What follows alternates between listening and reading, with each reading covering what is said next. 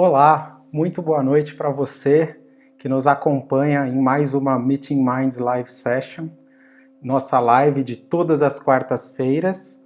Para quem está no Instagram hoje, como nós não vamos dividir a tela, né, não temos um segundo convidado hoje, também estamos ao vivo no Instagram. E como diferente um pouco das semanas que passaram, né? Nesta semana, ao invés de eu estar na posição aí como se fosse um mediador, como normalmente vinha acontecendo nas últimas lives feitas pela Liga do Saber, hoje eu estou aqui para compartilhar o meu conhecimento, uma vez que a Liga do Saber foi criada com esse objetivo, e hoje vamos falar sobre a questão das nossas finanças em relação à pandemia. Como fica a nossa organização financeira quando a gente olha toda essa mudança de cenário que vem acontecendo por conta da pandemia do coronavírus. Para quem não me conhece ou não viu nenhuma live ou nenhum evento que eu tenha participado, eu sou educador financeiro e também planejador financeiro pessoal. Eu trabalhei aí por muitos anos no mercado corporativo dentro de grandes empresas. Minha última experiência foi como gerente de treinamento de uma grande empresa de São Paulo, e isso me capacitou a treinar pessoas, a ensinar adultos, e após isso eu decidi então caminhar para uma carreira voltada mais para consultoria, para treinamentos, e eu fui fazer uma formação em coaching e também uma formação voltada para esse lado financeiro, que é uma das minhas grandes paixões. Então eu me formei também lá na DSOP Educação Financeira e também fiz o curso de inteligência financeira do Gustavo Cerbasi, além da minha formação de coaching, e também me certifiquei através da Ambima na certificação CPA 20, que cuida de carteiras de investimento e produtos de investimento de gerentes, normalmente dos segmentos private, dos segmentos mais premium dos bancos. Então esse é um pouquinho da minha história. Hoje eu aplico palestras, cursos, treinamentos, já dei palestras na Honda, no SBT, na Cervejaria Petrópolis, nas faculdades FMU e uma série de outros locais. E hoje decidi fazer essa live e compartilhar o meu conhecimento para ajudar um pouco aquelas pessoas, como a maioria das pessoas que estão passando por essa questão da pandemia se preocupam ou estão muito preocupados. Então a gente vai falar um pouquinho sobre isso. Então eu queria começar a nossa live aqui, o nosso tema, falando um pouquinho, contextualizando um pouquinho o que está acontecendo em função do coronavírus. Então, na verdade, essa situação que a gente chama de crise, né, ou quando aparece uma crise, acaba trazendo muitos desconfortos e muitas preocupações nas pessoas, muito pela falta de clareza, né, pela falta do que vai acontecer no curto, no médio e no longo prazo, em função do que vem, do cenário que vem se desenhando. E aí, por conta disso, esse desconforto e essa preocupação atingem também o lado financeiro, a parte financeira das pessoas.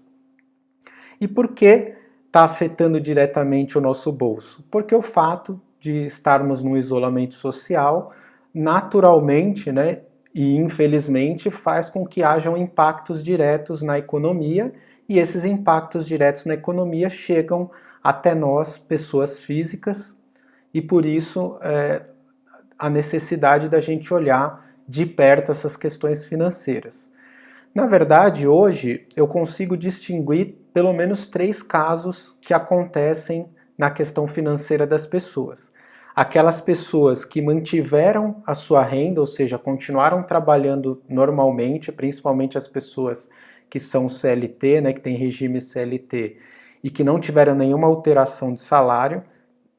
Então elas mantiveram a sua renda e provavelmente por conta da pandemia estão com gastos menores, despesas menores, porque não estão saindo, então eventualmente estão gastando menos para comer na rua, estão gastando menos com guloseimas ou com salgados ou café, alguma coisa que a pessoa eventualmente consuma ao longo do dia. Provavelmente pelo fato de não estar indo em shoppings, em centros comerciais, também devem estar gastando menos com roupas, acessórios e coisas do tipo. Então esse é um perfil. Nós temos o segundo tipo de pessoas que, por algum motivo, né, mesmo trabalhando na iniciativa privada com o regime de CLT, perderam parte da sua renda, houve uma negociação com a empresa e aí por isso precisou se adaptar, ou está, na verdade, precisando se adaptar suas despesas para essa situação nova. E temos também aquelas pessoas que perderam efetivamente toda a sua renda ou a maior parte de sua renda e acabaram ficando numa situação bastante complicada do ponto de vista financeiro, que é um pouco do que a gente vai abordar. Então, para a gente entender e entrar nesse contexto do que podemos fazer em relação a soluções, possíveis soluções para contornar esses eventuais problemas financeiros derivados da crise do coronavírus, vamos entender um pouquinho como é que funciona a nossa forma de encarar as coisas, a nossa forma de pensar e de agir, para daí entrar propriamente dito no problema. Então vejam que quando a gente fala do mercado financeiro, né, da economia e automaticamente do mercado financeiro, a nossa economia ela não é regulada diretamente pelo governo, né, ela possui normas e diretrizes que são dadas pelo governo, então a diretriz da economia é dada pelo governo e automaticamente o nosso mercado financeiro, onde as coisas acontecem, participam dessas informações e dessas decisões que o governo toma, mas o governo basicamente ele define políticas públicas e formas de buscar com que a economia fique mais atrativa, fique equilibrada para que todos possam usufruir disso, o país possa usufruir de uma economia melhor. E o governo então ele intervém somente em casos específicos onde ele entende que aquele comportamento do mercado pode levar a situações mais críticas, mais complicadas e que podem levar o rumo da economia a um desfecho, né, ou a um caminho que não é desejável. Um exemplo disso, agora a gente tem acompanhado na mídia o aumento do dólar, né, da cotação do dólar, da desvalorização do real em relação ao dólar, e em função disso o governo costuma fazer leilões para injetar dinheiro, injetar dólar no mercado e procurar manter a cotação do dólar num padrão mais estabilizado, embora a gente veja que ele tem oscilado bastante nessa época. Isso é uma forma de intervenção do governo, mas não um controle direto. E outra forma que o governo usa para ajustar a economia é justamente a fixação da taxa básica de juros, a famosa taxa Selic, que o Copom define a cada 45 dias, o Comitê de Política Monetária, e define então uma meta para a taxa Selic, que é a taxa que vai regular o mercado de renda fixa, basicamente, né, e de forma geral todo o mercado, porque ele afeta todo o mercado. E essa taxa de juros, então, ela é definida pelo Copom e revisada ou mantida a cada 45 dias. Atualmente, a nossa taxa Selic está em 3,75%. E a gente está falando tudo isso por quê? Porque, na verdade, essas são as condicionantes do mercado, mas quem é o mercado? Na verdade, o mercado são os investidores, né? São compostos pelos investidores e por todos os players que vão atuar junto a esses investidores. Então, as instituições, as corretoras, os bancos, enfim, todos aqueles players, todas aquelas entidades que trabalham no mercado financeiro é o que a gente chama de mercado, mas são compostos basicamente por grandes ou pequenos investidores, empresas ou pessoas físicas e todo esse conjunto de empresas e profissionais que atuam. E no final do dia, quem é o mercado, quem está atuando no mercado são pessoas. E as pessoas têm comportamentos distintos, porque são seres humanos.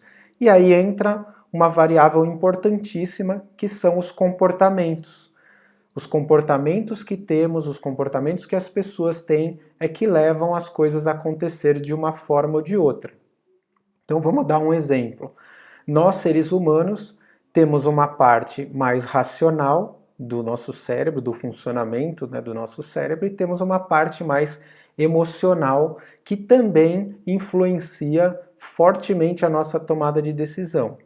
Ela trabalha em conjunto com o nosso lado racional, mas ela tem um poder de influência até muito maior do que o nosso lado racional.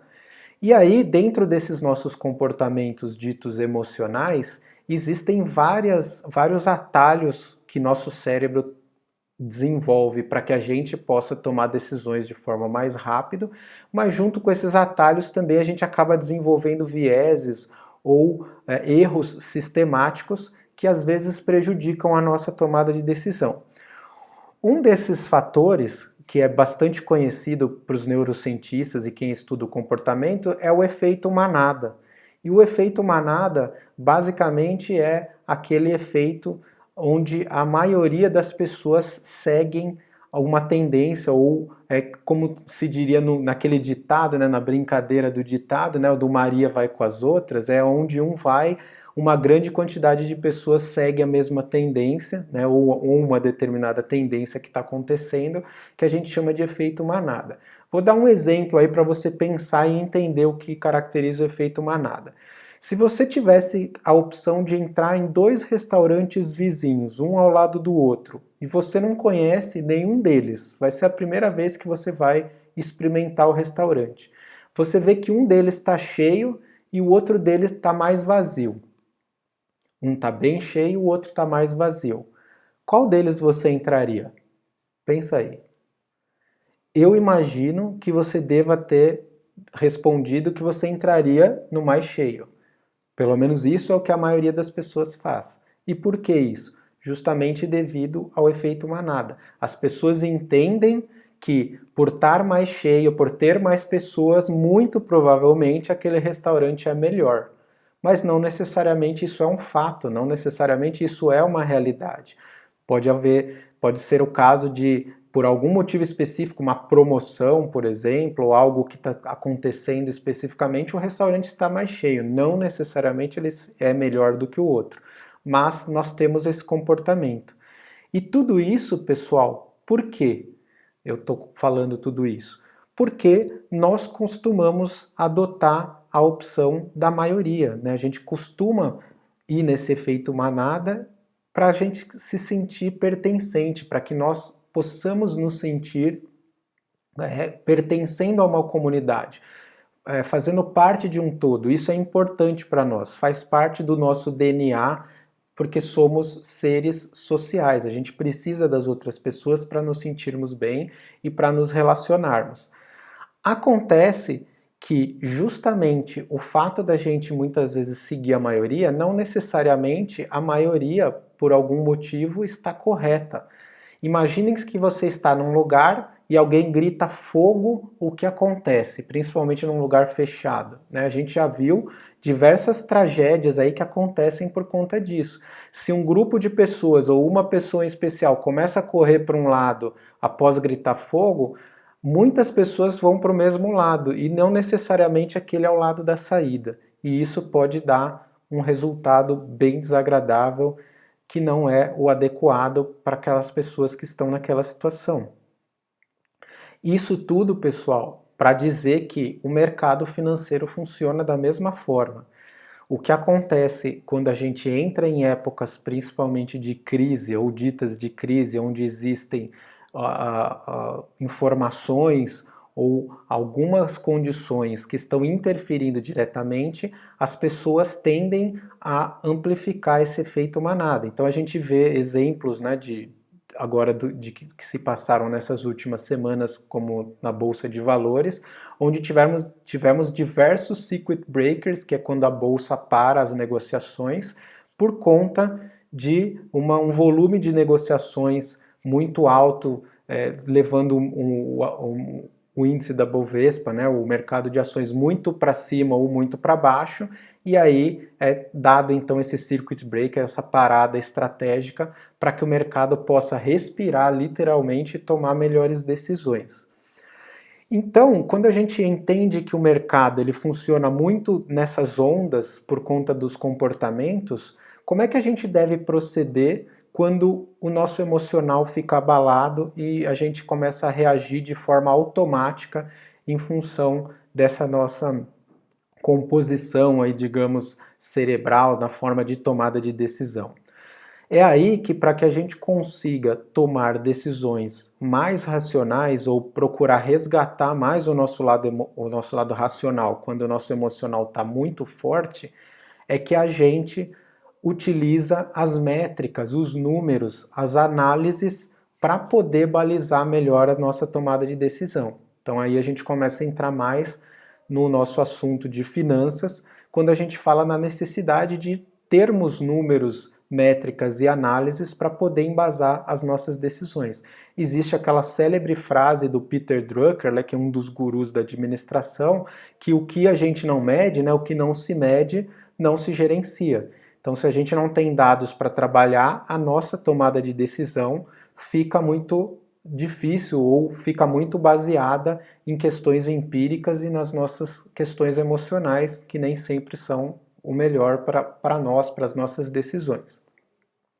Então, mesmo um conjunto de dados que sejam similares ou equivalente ao que seria um dado melhor, a um dado mais adequado para uma tomada de decisão, já vai ajudar. A questão é que a maioria das pessoas, a maioria de nós, acha que coletar dados é trabalhoso, é chato ou até mesmo é caro, dependendo do caso, né? Se tiver envolvido algum tipo de custo para organizar esses dados, para obter esses dados, daí a gente acha caro, né? E o fato de achar caro muitas vezes prejudica a gente ter esses dados para poder tomar melhores decisões. Então a gente entendeu qual que é o contexto hoje em função da preocupação, né, de toda essa questão de saúde pública e do isolamento social. Isso afeta diretamente o nosso comportamento, né, tanto a nossa saúde quanto as nossas finanças. A gente entendeu um pouquinho como esse comportamento influencia e falamos então sobre essa questão dos dados e métricas. Quando a gente fala de uma empresa, de uma área de uma empresa, muitas pessoas acham fácil fazer esse link entre os dados, né, a importância dos dados e a tomada de decisão, porque as empresas desenvolvem muitas atividades e para a maioria delas envolvem tomadas de decisão e tomadas de decisão baseadas em dados, em análise, em estatística e tudo mais. Mas como é que entra as nossas finanças pessoais, o nosso eu, né, na questão dos dados? Então, a gente pode obter, na verdade, os dados para as nossas vidas financeiras a qualquer momento. É uma atividade que depende única e exclusivamente de nós. Aí que entra o ponto. Quantas pessoas fazem isso? Pelos motivos que eu expliquei. Então, vamos ver se você é uma pessoa que está caminhando para o lado correto, né? Está caminhando para justamente poder tomar boas decisões também baseadas nos dados. Procura pensar, né, e responder aí mentalmente essas perguntas que eu vou te fazer agora. Você sabe exatamente quais foram as suas rendas, né, mês a mês, nos últimos 6 meses? Você conseguiria dizer, se eu te perguntasse, quais foram as suas últimas 6 rendas? E se eu perguntar, e quais foram os seus gastos nesses últimos 6 meses? Você conseguiria responder? Mesmo que não fosse de cabeça, que você precisasse usar algum instrumento que você utiliza para acompanhar, ótimo. Você conseguiria dizer?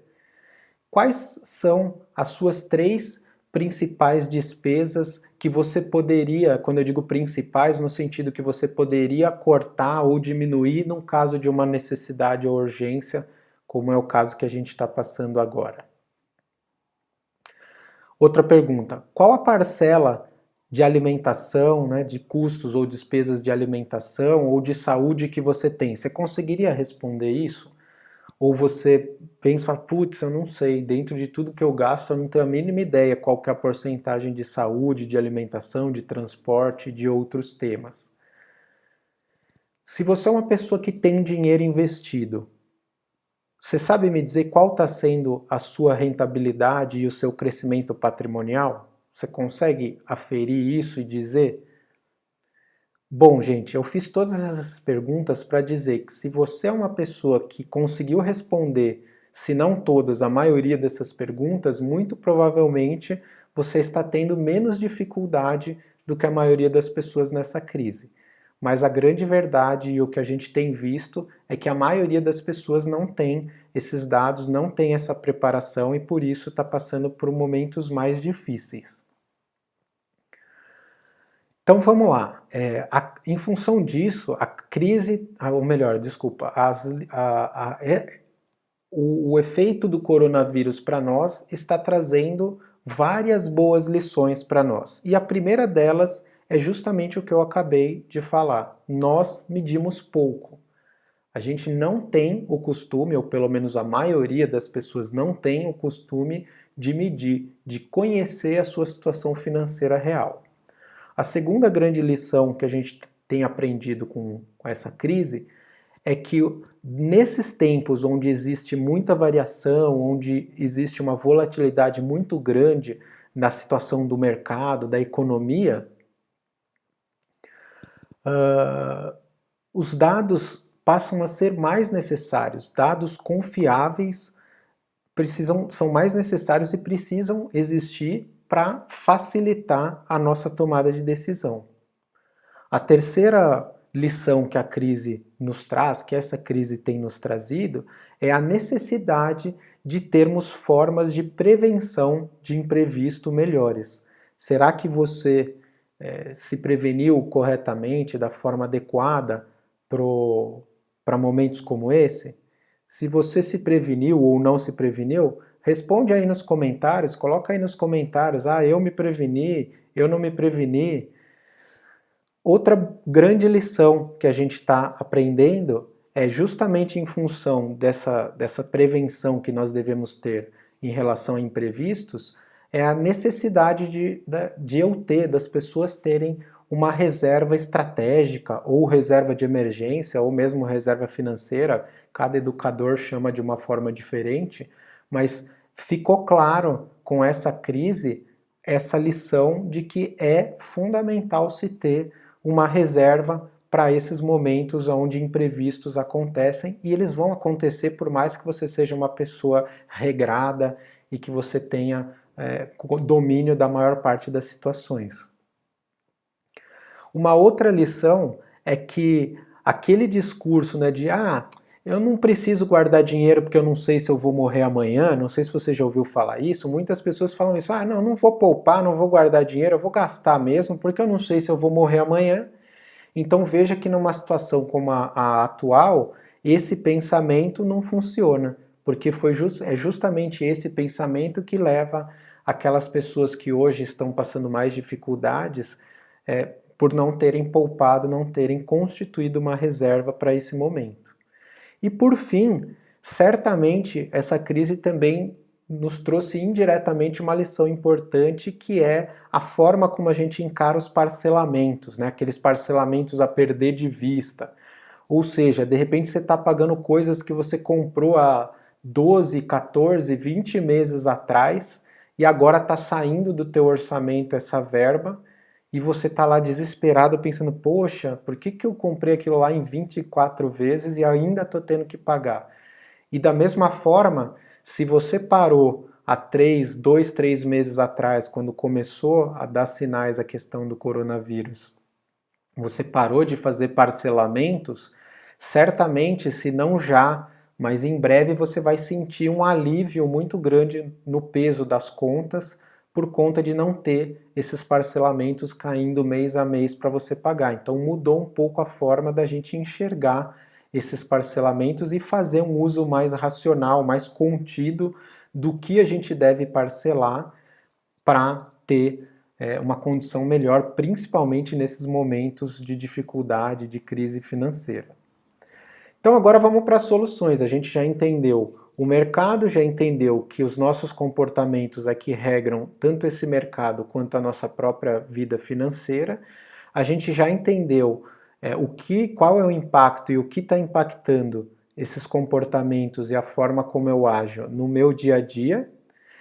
E aprendemos algumas boas lições que essa crise nos trouxe. E agora vamos, para a gente ir caminhar para o nosso final, né, da nossa live, no assunto do tema que a gente traz hoje, vamos falar um pouco sobre as possíveis soluções que você, que se encontra principalmente lá, como eu disse no início da live, naquelas duas condições de ter perdido parte da renda ou ter perdido a renda toda, que tipos de ações você pode tomar ou procurar tomar para te ajudar nesse período mais difícil até as coisas começarem a pelo menos se encaminhar a voltarem ao normal.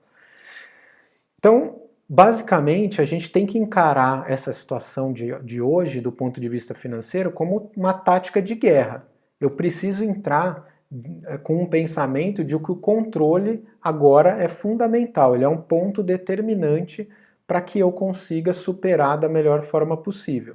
E aí o primeiro ponto, né, que se você quiser anotar para você poder aplicar isso no dia a dia, anota, senão depois no final da live eu vou passar um endereço onde tem um artigo que eu escrevi resumindo esses pontos, que aí você pode anotar lá no artigo depois com calma.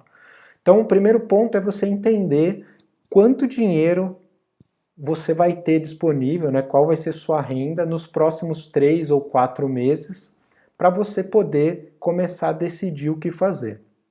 Então é importante você ter, pelo menos de uma forma, se você não é CLT, não tem um salário fixo, se você trabalha como um profissional liberal, ou é um pequeno empreendedor, um microempreendedor, né, enfim, ou até uma pessoa que trabalha no mercado informal, é importante pelo menos você ter uma ideia de qual vai ser a sua renda nos próximos meses.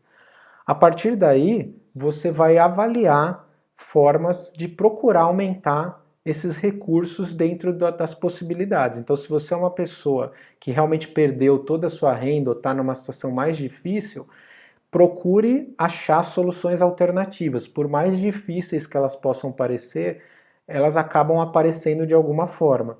Então, se é possível, se você sabe, por exemplo, cozinhar e pode fazer doces ou salgados para vender, procure fazer isso, vender pela internet, ou procure fazer uma parceria com um amigo que é motoboy para que ele possa entregar. Você vende online ou vende pelo WhatsApp e a pessoa entrega.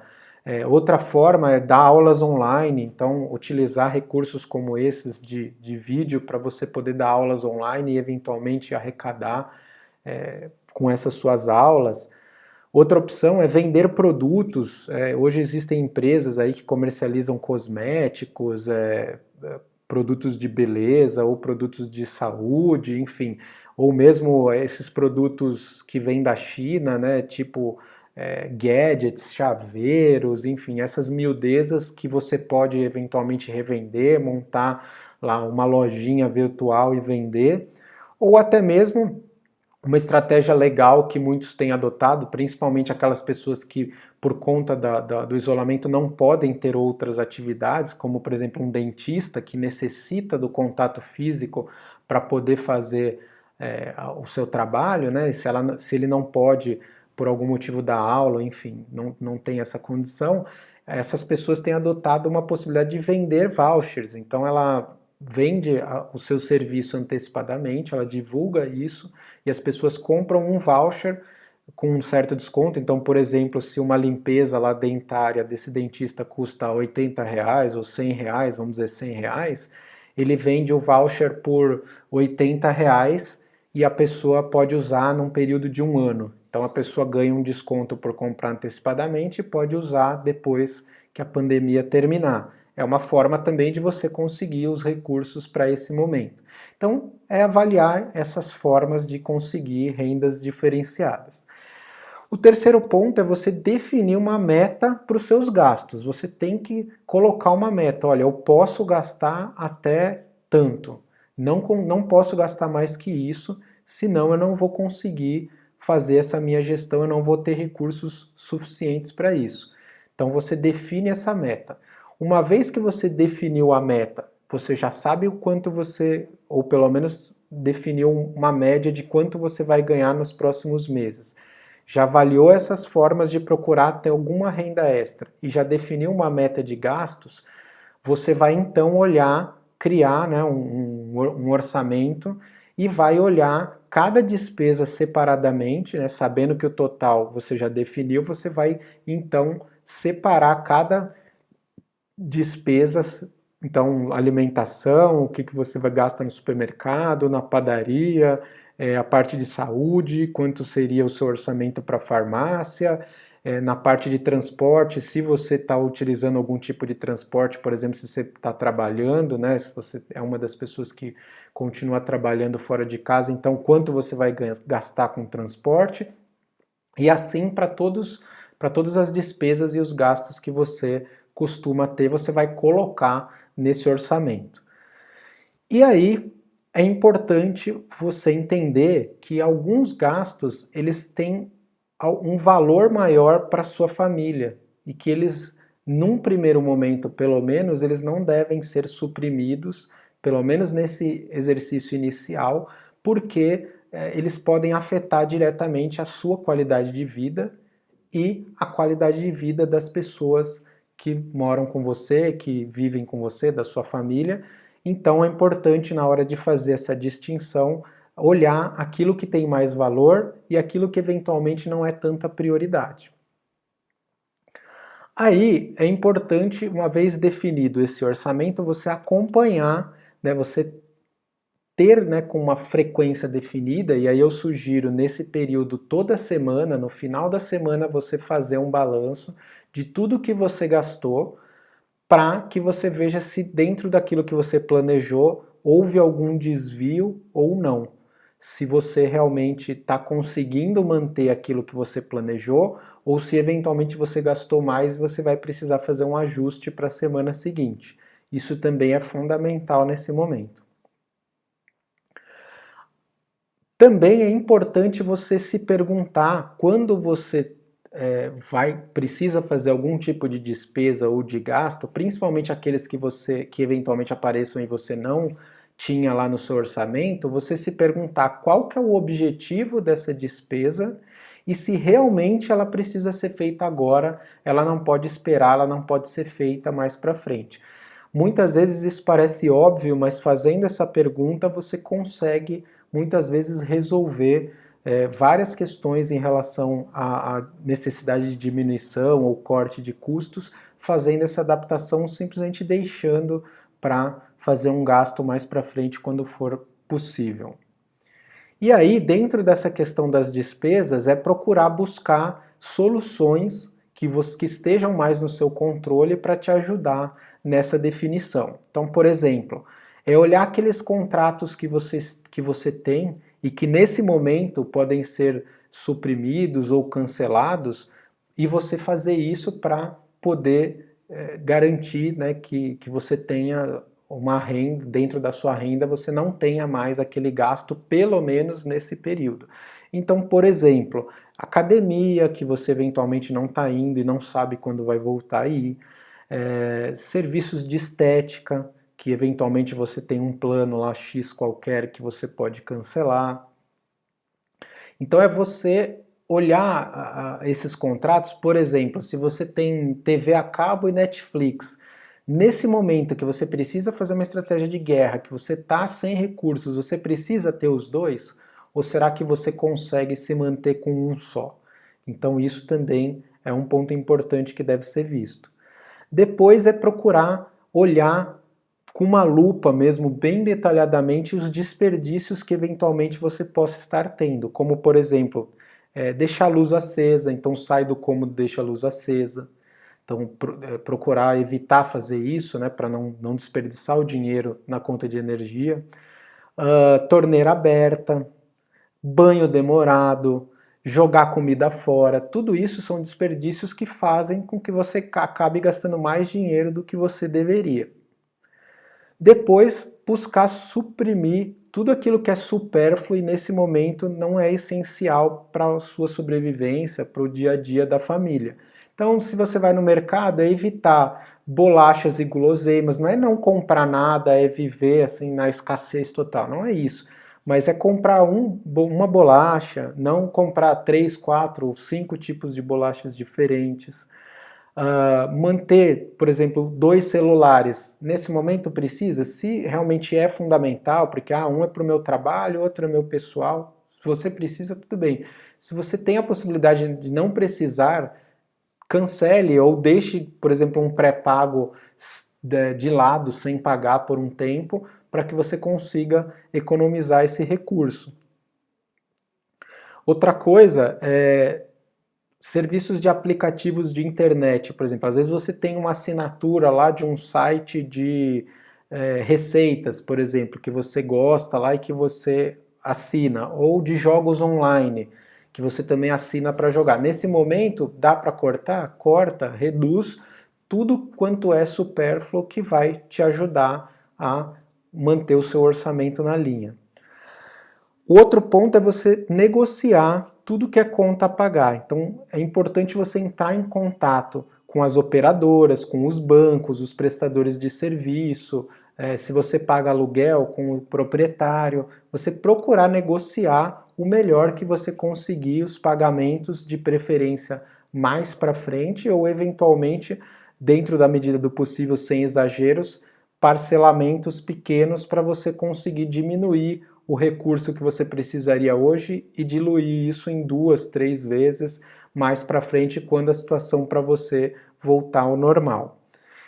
E também importante praticar o desapego nessa hora. Eventualmente você pode ser uma pessoa que tenha lá parado dentro da sua casa uma esteira ergométrica que você nunca usou e está lá parado. Por que não vendê-la e fazer dinheiro com isso? A mesma coisa, às vezes você tem um armário com um monte de roupa e sapato, muitos deles que você nem usa ou nunca usou. Então é importante também se desapegar, vender isso, procurar anunciar em sites como OLX, Mercado Livre e procurar fazer dinheiro também com essas coisas que estão paradas e que você não está utilizando. Lembrando que a entrega preferencialmente deve ser por correio ou serviço de courrier, né, como DHL, Sedex, e por aí vai, para não ter contato em função da questão de saúde também.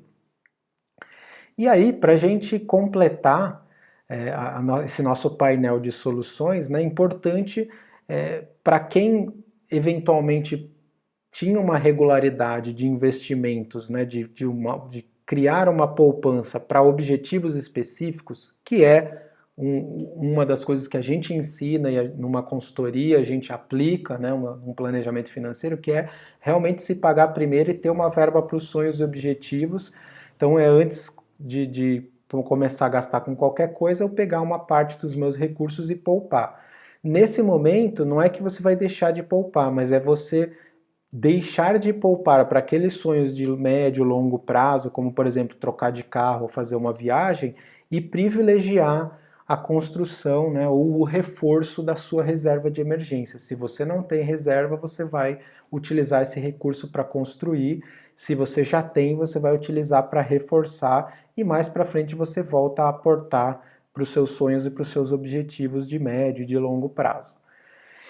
Dívidas, pessoal que tem dívida, principalmente aquelas já negociadas, onde a pessoa parcelou lá num número de vezes e está pagando mensalmente, está com uma certa dificuldade, importante entrar em contato lá com o seu credor, com o banco, ou com a instituição, ou com quem quer que seja o dono da dívida, e procurar negociar ou renegociar essa dívida para ver se você consegue jogar mais para frente o parcelamento, né, ou diminuir o valor das parcelas e alongar um pouco. Nesse momento, talvez seja o mais adequado para você, e se você não conseguir essa negociação, então você deve procurar um advogado ou eventualmente serviços como o Procon, o Serasa, e consultar sobre a possibilidade de parar o pagamento por um prazo, desde que, obviamente, isso não impacte diretamente para você num grande problema, como sujar seu nome ou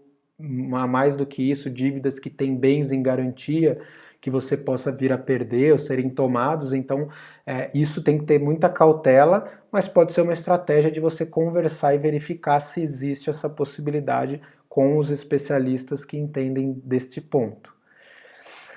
E para quem tem investimentos, né? Ah, putz, Luiz, eu queria entender um pouquinho, eu tenho investimento, mas eu estou ficando louco porque meus investimentos caíram muito e eu estou super preocupado e eu fico nervoso quando eu abro lá o site da minha corretora ou do meu banco para ver o que eu tenho que fazer.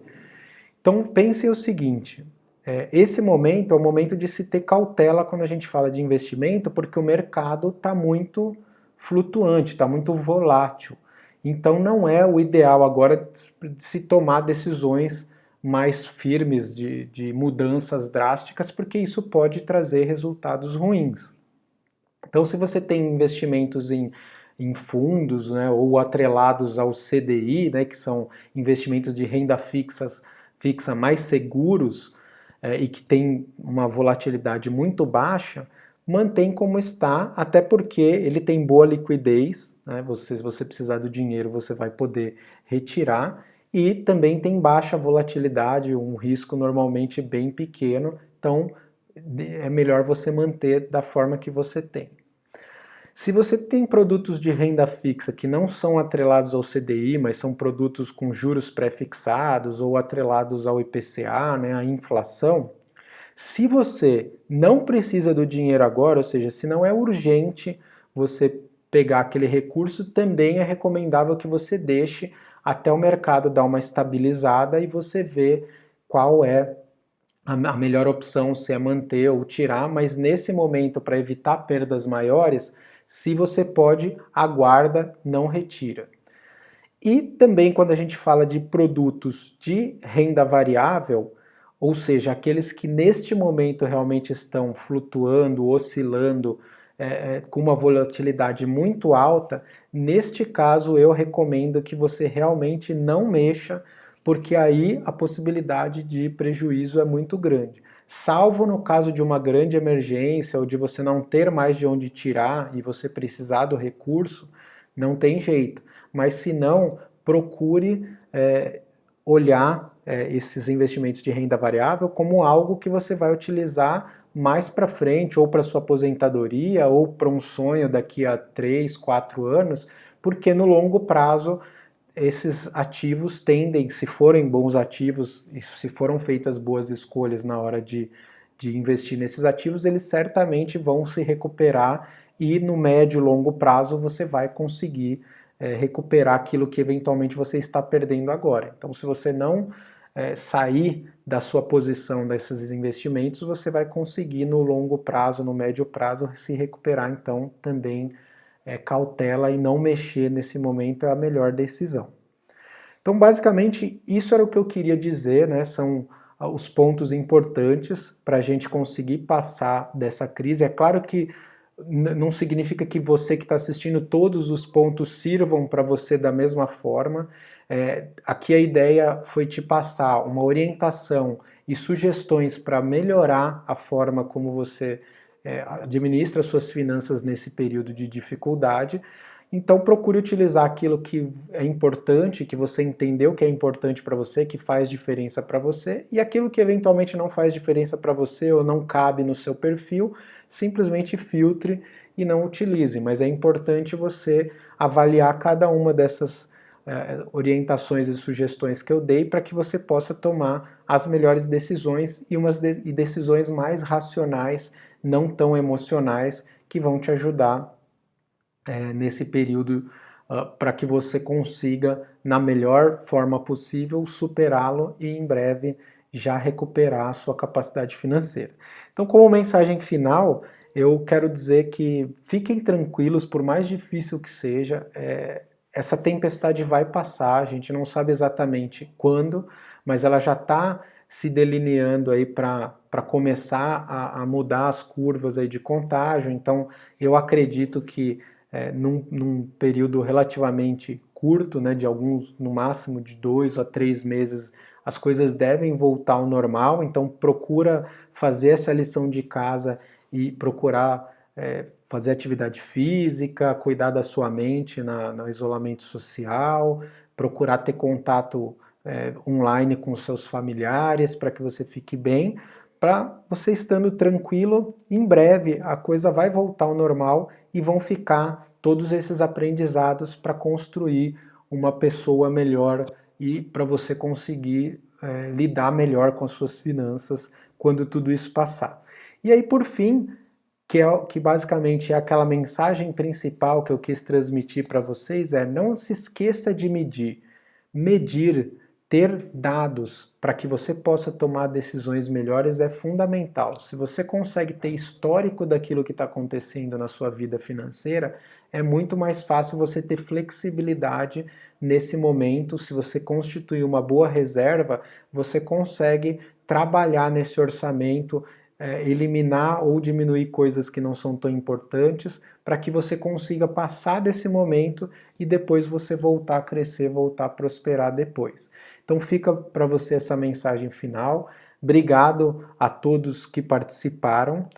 Vamos ver só aqui se teve alguma pergunta. Não tivemos nenhuma pergunta, mas se você ficar ainda com dúvida, ou se você viu essa live no replay, né, depois na gravação, e tiver alguma dúvida, ficou alguma dúvida sobre os pontos que eu comentei, fique à vontade para colocar nos comentários, que eu vou ler todos os comentários e vou responder para que você não fique com essa dúvida. Tá legal? Então a gente encerra essa nossa Meeting Minds Live Session de hoje e na semana que vem nós vamos então abordar um novo tema. Aí eu vou ter um outro convidado, que vai ser, na verdade, convidada, que vai ser a Thalita Tofanelli, que vai falar sobre carreira, né, como você cuidar da sua carreira profissional também nessa fase de isolamento social, de pandemia.